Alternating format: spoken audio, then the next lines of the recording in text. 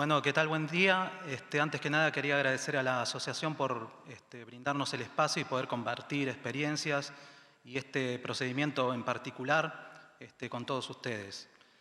Específicamente yo voy a hablar sobre lo que fue una obra atípica, un procedimiento y una metodología especial en el cruce que tuvimos sobre un conducto y bajo instalaciones en la avenida Figueroa Alcorta. Este es un pequeño resumen, voy a dar una introducción, los condicionamientos que tuvimos del proyecto, la solución adoptada en base a esos condicionamientos, el sistema de monitoreo que realizamos, la ingeniería de detalle, el procedimiento constructivo y un resumen y unas conclusiones breves. ¿Sí? Voy a tratar de no explayarme demasiado. Como introducción, bueno, les comentaba que esta es una obra singular, es el paso sobre el conducto cloacal. Es un conducto que lleva líquidos cloacales de diámetro 2,80, se le denomina colector ribereño, y por encima teníamos lo que eran diversas instalaciones. La longitud total de esta obra atípica fue de 37 metros y en particular la obra del puente sobre el conducto cloacal fue de 13 metros. Reitero, teníamos interferencia en la zona superior, en la zona inferior. El proyecto licitatorio y la dirección fue a cargo de Subterráneo de Buenos Aires, la construcción y el proyecto ejecutivo, la UT Techindi Casa, y la ingeniería de detalle, el grupo consultor formado por SRK y Geoconsul, a quienes agradezco por todo el material que voy a incluir en la presentación. Bueno, antes que nada, como introducción, quería comentarles que esta atipicidad que se nos presentó en pliego no estuvo contemplada, ya que la estación la estación Plaza Francia iba a estar ubicada sobre el parque y la línea de subterráneo se iba a venir por la avenida Pueyrredón y se iba a desviar por Libertador. Teníamos unas interferencias, pero las íbamos a poder salvar porque teníamos bastante tapada. ¿Qué es lo que sucedió? En el medio de la construcción, una ONG presentó un recurso de amparo, se le dio lugar y hubo que buscar una nueva implantación para la estación. La estación Plaza Francia pasó a denominarse Facultad de Derecho, está emplazada entre lo que es la universidad, la Facultad de Derecho y lo que es el centro de exposiciones, el nuevo centro de exposiciones. ¿Qué es lo que sucedió? ¿Qué es lo que pueden ver resaltando ahí? Tuvimos que generar un tramo atípico para poder sortear todo este tipo de instalaciones que no estuvieron previstas en la etapa licitatoria. Los condicionamientos. Les traigo a colación lo que es la planialtimetría, ya que cuando se presentó este inconveniente de tener que desplazar lo que es la estación, parte del túnel interestación estaba ejecutado y hubo que buscar un nuevo emplazamiento para la estación Facultad de Derecho. Al implantarla en ese lugar, tuvimos que sortear estas interferencias que se nos presentaban en ese sector. Una de las soluciones podría haber sido que la estación sea más profunda, en vez de realizarla en cut and cover, realizarla en una excavación convencional, NATM, pero si nos íbamos muy profundo íbamos a tener problemas con lo que era el polchense. Así que se decidió implantarla en ese sector. En cuanto a las interferencias, pueden ver en la zona superior, está marcada una línea con respecto al nivel de calzada de 2,50 m, la infinidad de interferencias que teníamos, distintos servicios. En la zona inferior está marcada otra línea tapada 8,8 metros, donde teníamos el colector cloacal de diámetro 2,80. Las características eran de hormigón simple, 28 centímetros de espesor, un hormigón calidad H17 que se adoptó y lo más importante que estaba a presión el conducto. Tenía 5 metros de columna de agua por sobre la clave.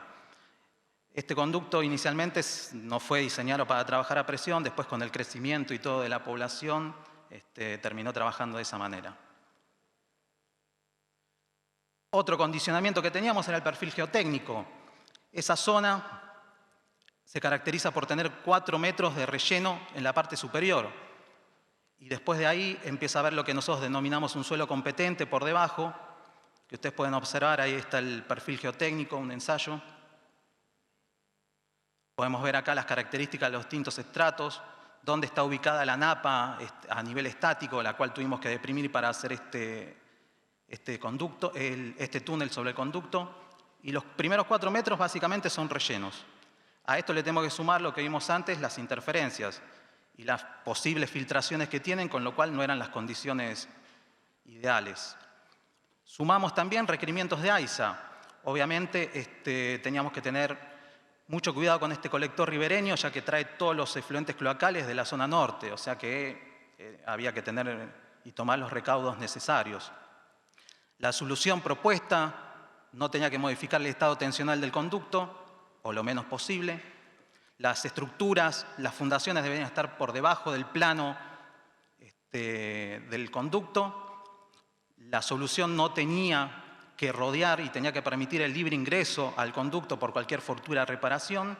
Y después los requerimientos que son habituales, tanto memoria de cálculos como procedimientos que garanticen una correcta ejecución y la seguridad sobre el conducto cloacal. Sumamos otro condicionante más. La Dirección General de Tránsito no nos permitió realizar este túnel en cut and cover. ¿Por qué? Porque la avenida Figueroa Alcorta es una arteria principal de la ciudad, en hora pico está casi colapsada. No nos permitieron ni siquiera parcial ni totalmente interrumpir el tránsito. Bueno, acá un resumen de lo que fueron los condicionamientos: la plana de altimetría, interferencias, el perfil geotécnico, requerimientos de AISA y por último los requerimientos de tránsito. Digamos, teníamos todo en contra. No teníamos... Lo único a favor fue el tema de los plazos, ya que el túnel interestación poseía una rampa en la calle Ascuénaga que nos permitía extraer el suelo por ese sector, y la estación Facultad de Derecho, que estaba en excavación, tenía su propia rampa, o sea que ese túnel no era crítico para la ejecución y el normal desarrollo de la obra.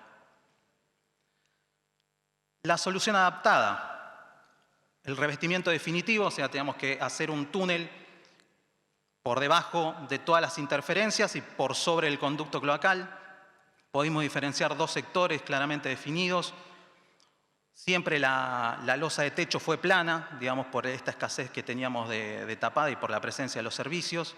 En el sector A teníamos la solera todavía con sección curva, y en el sector B, que es el puente propiamente dicho, ya teníamos una solera plana. Acá tengo distintos cortes de las secciones en hormigón definitivo. Ahí se pueden ver los volúmenes de hormigón y los volúmenes de excavación por metro lineal.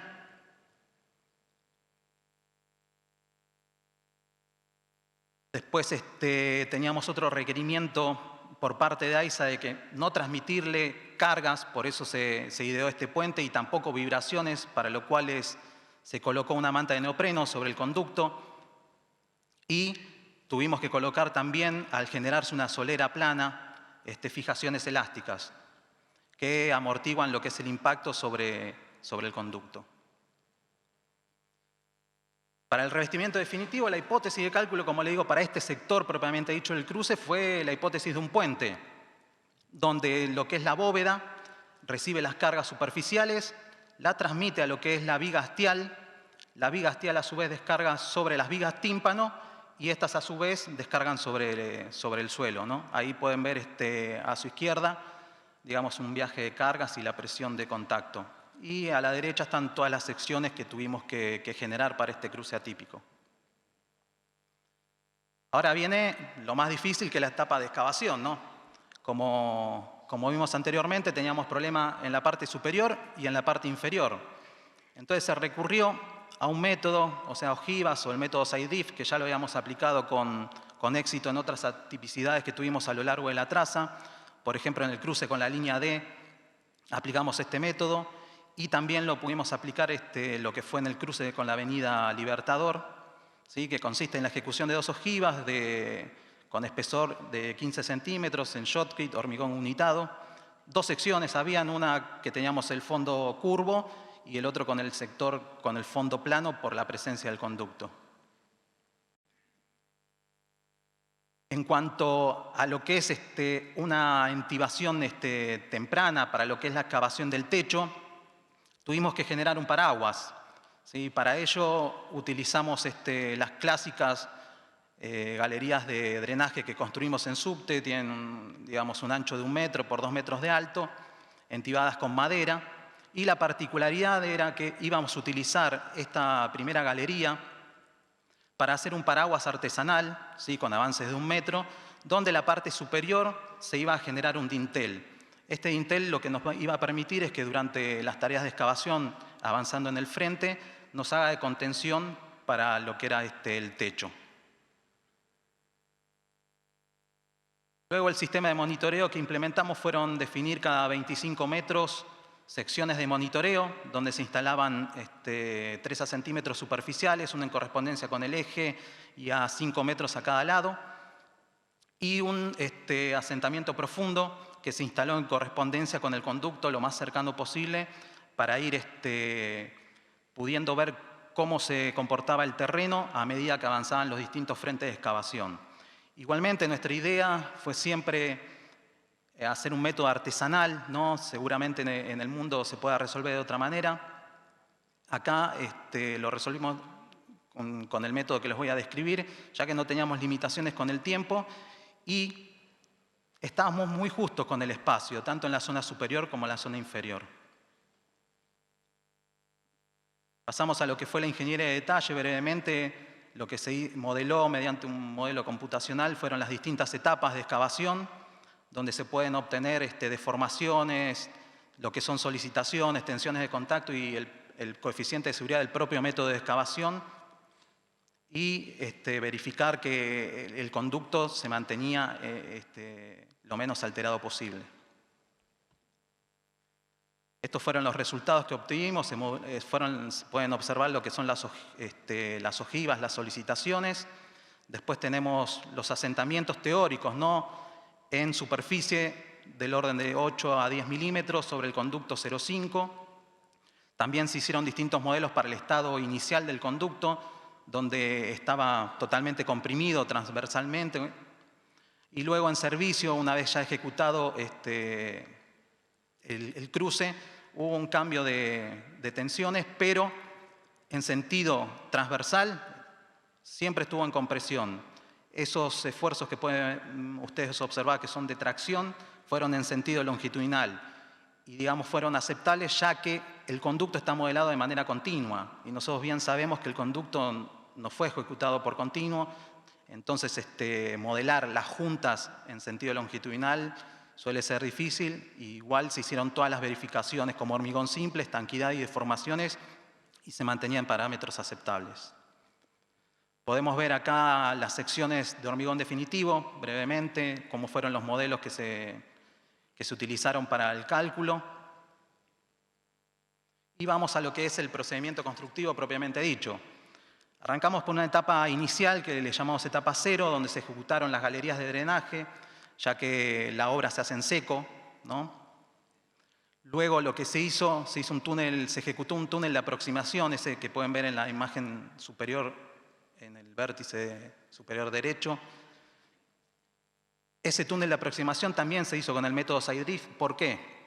Justo en ese sector nos encontramos debajo de lo que es la plaza, y a medida que nos vamos yendo para lo que es el sentido hacia el río, digamos, el terreno tiene una pendiente y cada vez nos vamos quedando sin tapada. Entonces fuimos avanzando hasta que en un momento ya las condiciones del terreno no fueron las adecuadas para seguir continuando con una excavación tradicional y tuvimos que recurrir a también lo que era una excavación mediante ojivas. Ahí pueden ver distintas etapas. Y luego, digamos, en la última imagen, cuando se llegó, digamos, a la progresividad donde comienza el procedimiento propiamente dicho. La etapa 1 consiste en la ejecución temprana de lo que es el paraguas que tratamos de materializar. Se ejecutaron 3 galerías superiores. Sí, primero se comenzó por la central. Tuvimos buenos resultados, entonces después se pudieron hacer en simultáneo las 2 galerías laterales, desfasadas una cierta distancia del frente. Pueden observar todo el maderamen de la galería, que tiene 37 metros, y lo que es la cercha donde se posicionaban las armaduras para luego proceder a la proyección de hormigón y materializar el dintel.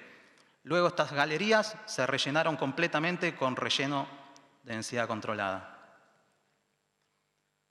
En la segunda etapa lo que se hizo fue una contención primaria para lo que iba a ser el conducto. Esto consistió en ejecutar una galería también inferior de las mismas características de la anterior, pero en correspondencia con el puente, materializar una viga. Así que en conjunto con los demás elementos estructurales nos iba a permitir contener de cierta manera el conducto.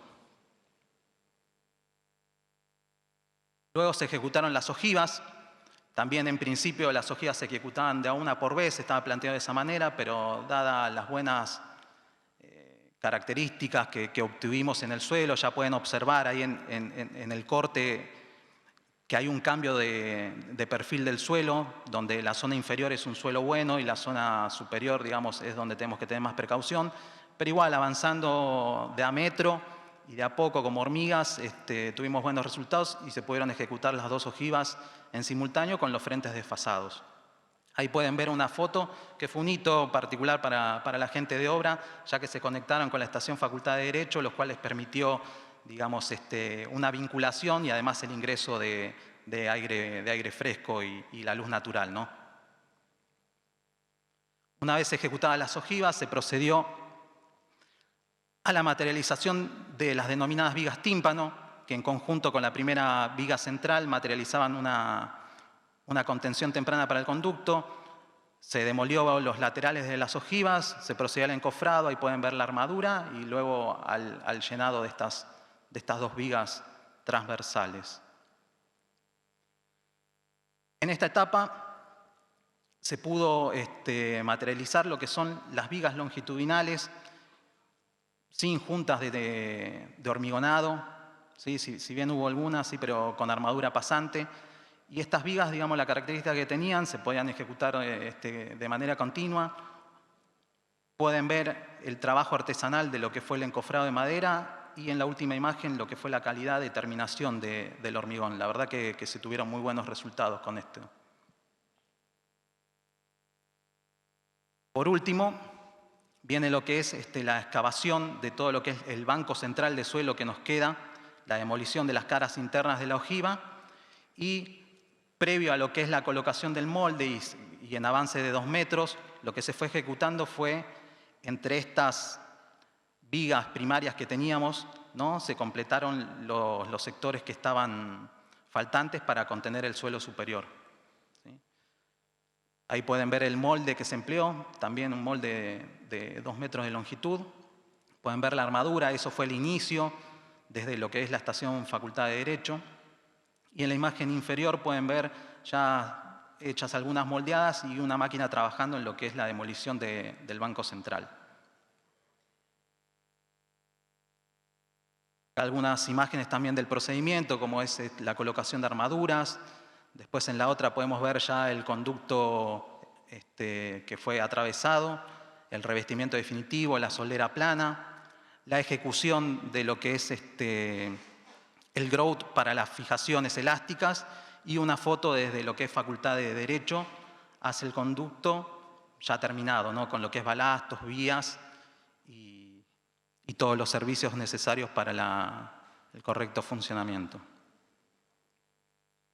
Bueno, como resumen y conclusiones, el volumen total de excavación fue aproximadamente 2.100 metros cúbicos. El volumen de hormigón primario, el cual está constituido por lo que son las ojivas, la entibación superior y demás rellenos del orden de 120 metros cúbicos. El volumen de hormigón secundario, el hormigón estructural, digamos, ese fue de un total de los 700 metros cúbicos. El plazo total de obra fueron de 8 meses. La verdad que estuvimos no tuvimos presiones en cuanto al tiempo para el desarrollo de este tramo atípico. Y como dato anecdótico, digamos, algo que siempre es necesario es realizar lo que es una ingeniería licitatoria, ¿no? Donde se estudia la traza, tanto en planta como en altimetría, y donde tenemos que tener hecho un relevamiento de las interferencias adecuado, porque ¿qué es lo que sucede? Cuando están estas sorpresas, encontramos alguna interferencia y más de este tipo. Con respecto, estoy hablando de lo que es costo de obra civil nomás, se multiplica por 5. Así que es un dato, digamos, el resumen yo creo que tenemos que tener es que hay que tratar de evitar estos túneles atípicos por el costo, ¿no? O tenerlos incluidos en lo que fue la etapa de licitación para que no haya sorpresas. Bueno, acá ya doy por terminada la presentación. Pueden ver lo que es el banco central que iba quedando a medida que íbamos avanzando con el procedimiento y una máquina, digamos, trabajando. Bueno, nuevamente quiero agradecer a la asociación por la invitación, a todo el equipo de trabajo que participó en el desarrollo de la obra y en particular en este sector. Ahí están nuestros correos electrónicos. Yo pertenezco a lo que es la dirección de túneles, la cual está a cargo del ingeniero Gandini, y también está el correo electrónico del ingeniero Escobar, que es el director de estructuras. Bueno, les agradezco mucho, espero que les haya sido de utilidad. Seguramente en otra oportunidad podremos utilizar otra tecnología, pero bueno, de esa manera lo resolvimos acá en nuestro país con éxito, ¿no? Sin ningún problema. Bueno, les agradezco mucho.